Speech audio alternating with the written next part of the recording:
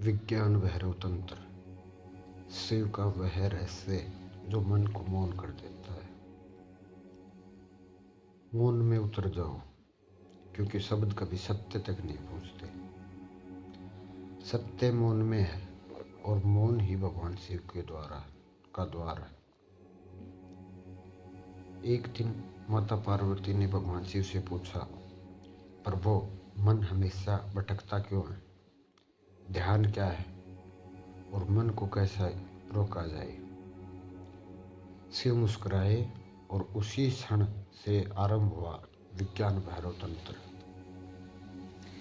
ध्यान की 112 विधियों का वह दिव्य संवाद जिसे सुनकर स्वयं पार्वती समाधि में लीन हो गई। विज्ञान भैरव तंत्र कोई धर्म ग्रंथ नहीं, यह अनुभव का शास्त्र है। यह बताता है कि भगवान तक पहुंचने का मार्ग भीतर से गुजरता है, बाहर से नहीं।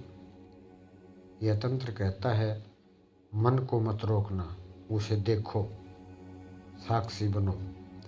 जब देखने वाला केवल देखता रह जाए तभी शिव प्रकट होते हैं।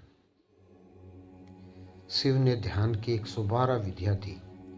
श्वास पर ध्यान, ध्वनि पर ध्यान, मौन में ध्यान, सुनने में ध्यान, यहाँ तक कि काम भावना में भी ध्यान की संभावना बताई। वह कहते हैं, जो भी अनुभव हो रहा है उसके केंद्र में जाओ, वही तुम्हें तुम्हारे भीतर के परमात्मा तक ले जाएगा। जब तुम सांस लो तो सिर्फ देखो कि हवा भीतर जा रही है, और जब छोड़ो तो देखो कि वह बाहर जा रही है।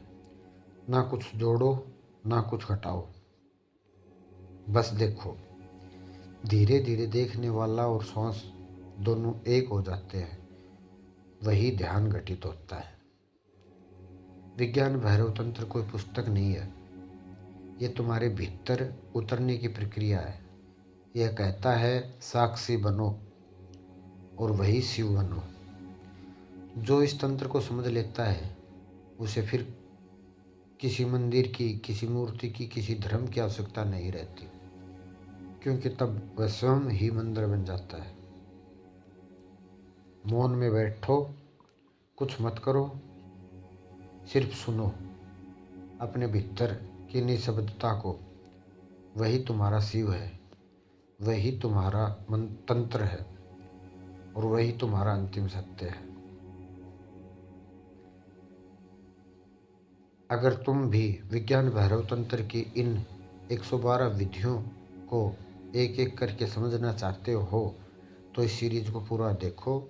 अगले भाग में हम जानेंगे पहली ध्यान विधि, श्वास के मध्य में स्थित होना।